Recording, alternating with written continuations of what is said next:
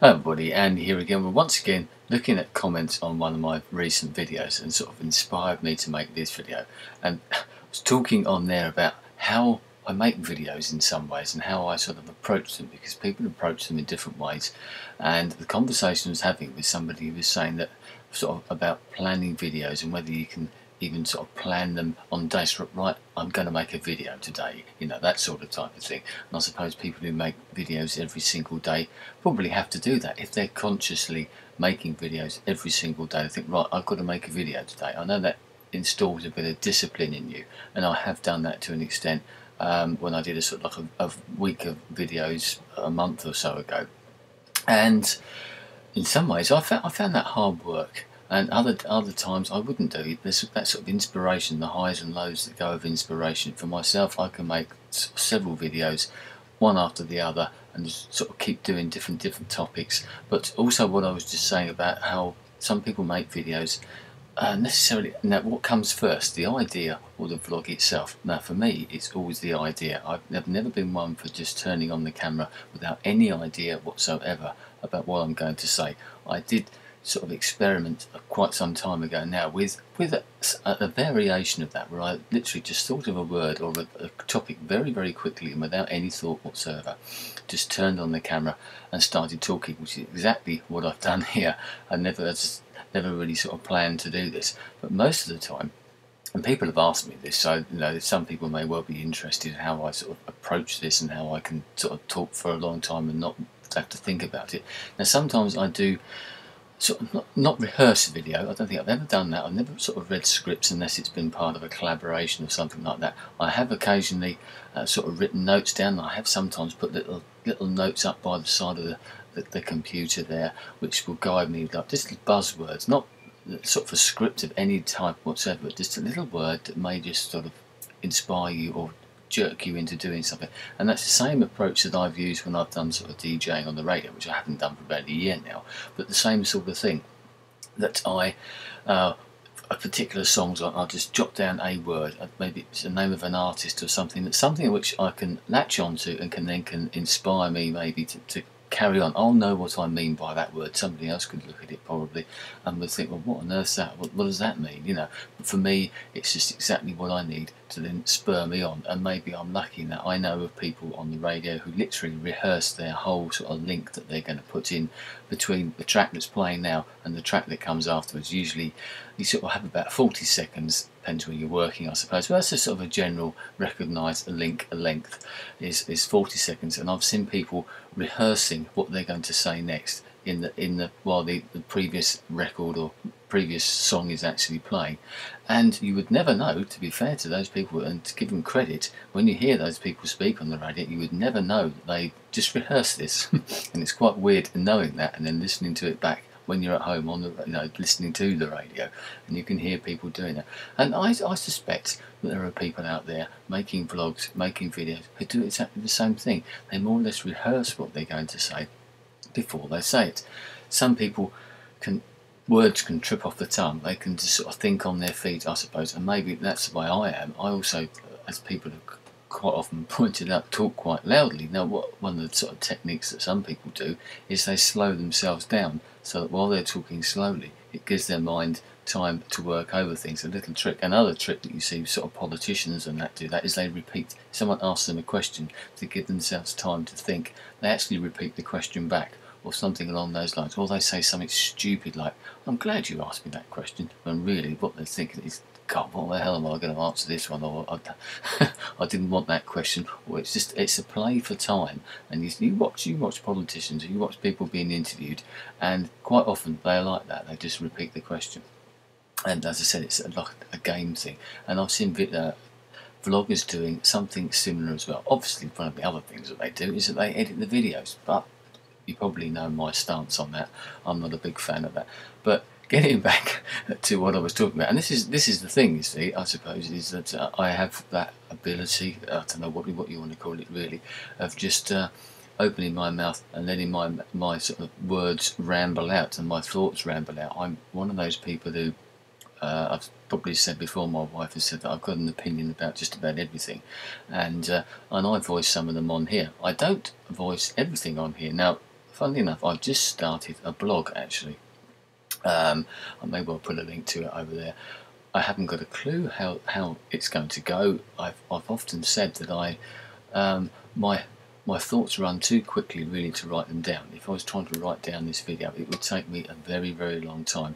I was talking to someone the other day, actually said, how on earth do you find the time to do all those different things that you do, whether it be this, whether it be Twitter, whether it be, you know, all the other Facebook, not that I use that a lot, but, you know, and all the other things that I do within my life and work, etc., etc. And I said, well, you know, those videos must take up a lot of time.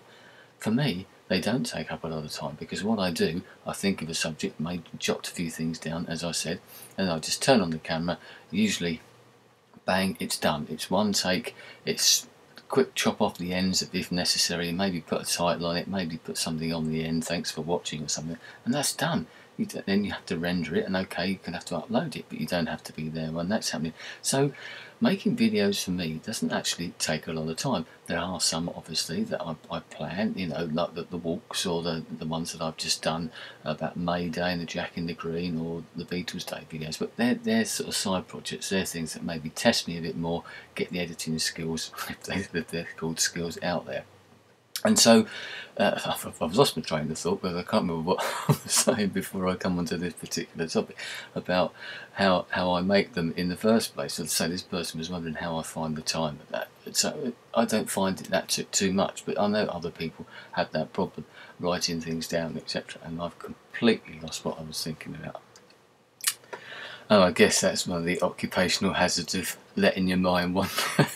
You're talking about something, you ramble off onto something else, and unusual for me, I've forgotten what I was talking about. I've just had a very quick look at what it was. And what I was saying was about starting off a blog. Obviously this video is now going to have to be edited to put that bit in there, but there you go, that's one of those, as I said, that's typical. You start talking about a video and about not editing them, and then you completely mess it up. And I don't want to go back. I don't want to start reviewing the video and having to do it again. I love the spontaneity of it all, and rather than having to re-record things, it never comes out. The first time you do something, it's usually far better to do it that, you know, than it is to keep trying something.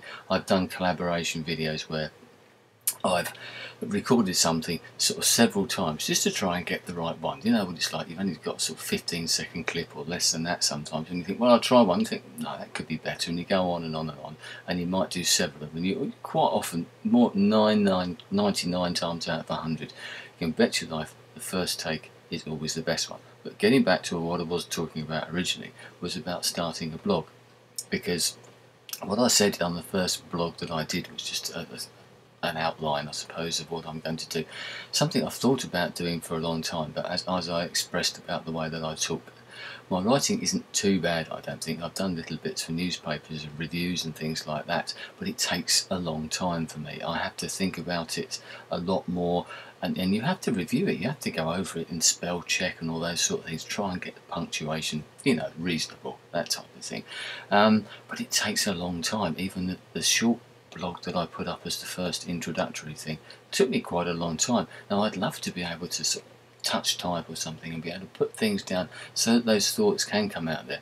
The idea behind the blog is to maybe put things out there that I wouldn't necessarily, not say consider worthy of doing a vlog, but I'm always conscious of the fact that I could probably put 5 or 6 vlogs up a day if I really wanted to, because of little things that come up, whether they be stories on the news, things you hear about, things you see about, whatever you might read about in a book, you know, magazine, newspapers, all those different things that you're bombarded with. As I said, I have opinions about everything and interests in so many things as well, and I could possibly do a blog about some of these type of topics and things that are in the news that particular day. I can think of things that I've thought about doing blogs about recently, about sort of MPs' expenses and local newspapers and things that have gone on in Hastings that are local, and I suspect that if the blog does actually take off and I actually start doing something with it, as opposed to just sort of sitting back and nothing ever comes of it, that it will be more about sort of British topics, things that I possibly wouldn't share so much on YouTube because they don't mean so much to so many people. I try to talk about topics that possibly mean more to people across the world. They're general sort of topics. I don't want to become a sort of a niche vlogger, I suppose. I know it doesn't matter, And it's not necessarily that I'm particularly worried that no one's going to watch them, because I don't expect the blog is going to get many views or many comments or anything like that, and if it does, that'd be brilliant. But it's something, it's like a diary, I suppose. I know people view their vlogs as a video diary, and if you do one every day and you talk about your life every single day, then that's exactly what it is, and I think that's great. I've said that so many times about recording what you're doing in your life and leaving this for posterity. But now we've got other avenues. I'm going backwards, I suppose. I'm always thinking about going forwards with technology, you know, sort of vlogs and then onto Twitter and things, and whatever may come after that. I'm regressing and going back to a blog, which is where obviously the vlogs evolved from. I've always said that I think that vlogs are better because I can speak out loud, you can hear my voice, you can hear the tone of my voice, you can see what I'm saying, you can see the expression on my face, you can get a pretty good idea of the emotion behind the words. That's something I'm not very good at with words, and I don't think a lot of ordinary people, should we say, are. So many times recently on Twitter I put a particular comment up there as something, and someone answered it, and then I answered them, and they took what I said completely the wrong way, even though I put a little smiley face. Not in a bad way, didn't start an argument and they didn't get upset about it or anything like that, but there was just a slight understanding. And that's the trouble with text, if you're not that good a writer, is the fact that you can't convey that emotion. You might put little emoticons in there, that type of thing, and try to do it, but you can bet your life someone will miss it. They'll miss a little wink in there rather than the ordinary smiley face or something like that. So text is open to so much interpretation. So I'd love to get involved. It's something I've always fancied doing, was trying to do a bit of writing because of the thoughts and the ideas that I have. So maybe that the Moose Musings, as I'm calling it, will sort of take off. Don't really intend this to be an advert for it, but we shall see. Things going on downstairs. Once again, interrupting my train of thought. This is quite an interesting video for me, because I've obviously been talking for quite some time, and I thought I'd turn on the camera and saw. And one of the beauties, I suppose, of now being a partner is that I can put videos up like this, and I've been thinking about doing videos where I just turn on the camera and talk, and seeing how long it goes on for. Sometimes I remember doing a video quite some time ago, and it worked out at sort of 25 minutes, where I just stopped straight away, didn't stop, and just let things go. And then, but I had to edit it into 3 different parts. And you try and edit something the way I talk, and try and find a natural gap where you're not talking, you know, where the subject sort of move off a little bit, whether it would be a paragraph in a piece of text, I suppose, or the end of a sentence or something like that. And it's not always that easy. So the ability to do that now is something that's good. So getting back to what I was talking about, this is how I normally approach a vlog, I suppose, is an idea. Some of my best vlogs, and I think some ones that I think are the best ones, are where sometimes I'm not intending to make a video, and you've heard me say that several times, and something inspires me, a comment on a video, or I watch somebody else's video and I respond to it, and literally I just think, right, I'm going to turn on the camera now and just go and let myself think about it. Because you know what it's like, it's the old adage and stuff used recently, the more you think about something, the harder it becomes about making the video. If you think about something, you jot all these things down, you try and get them into your head, and you can bet your life you miss something out. Sometimes that doesn't matter, but sometimes it does. Sometimes it's one of those important points, that probably the point you actually wanted to make in the video. I go around the house and you forget about it because you're too busy talking about something. Your mind's wandering off, going off into tangents. Maybe that's one of the problems of having an inquiring mind, an inquisitive mind, and liking to talk about things as well. That's something else that has come out in comments recently. People maybe don't have opinions, but they don't like talking to a camera. They can talk to people, but talking to a camera is a different thing. And I can see that. Yes, I'm quite happy to talk to an audience. I do it sometimes as well, with sort of events that I'm involved with. One that I'm involved with at the moment and trying to organise, it really will mean that I'll be one of the main people up on stage announcing bands and all that sort of stuff. That doesn't bother me, whether it's in front of 1,000 people or something. Talking into a microphone is a similar type of thing to this as well, because you don't know, you can't see your audience, can you?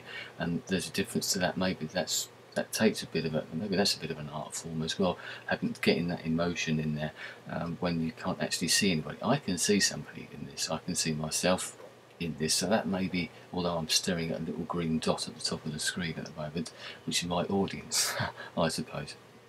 But if you just get into it and you can become animated about it and just, let's say play to the camera, but you get used to the camera. It may be an inanimate object, but it's still a person. I don't tend to think necessarily of the audience out there, which is another thing that people said, are you playing to an audience? The same with the radio thing. I don't necessarily think about what I'm talking about or who I'm looking at or who I'm talking to. It's just me, just talking to me, and maybe just an imaginary person, or nothing at all really. You're just putting your thoughts out there. So anyway, that's a bit about what I do. I could probably go on for hours and hours and hours, and have already, so I'm going to leave it there in case I think of something that I can tag along and, you know, put some more thoughts out there. So there you go. That's partly how I do this, partly why I do it, and how I think or go about this type of thing. It's not for everybody. Other people have different ways. I'm lucky, I realise that by the comments that I get from other people, and that the ease that I find that I can do this. And as I said, I realise that I'm very lucky in that type of thing. And if you're not so lucky, don't worry about it. As I said before, just give it a go and see what comes out. Turn on the camera and just play and see what happens. Anyway, I'm going to leave it there. Thanks for your time. I shall speak to you again soon. Goodbye.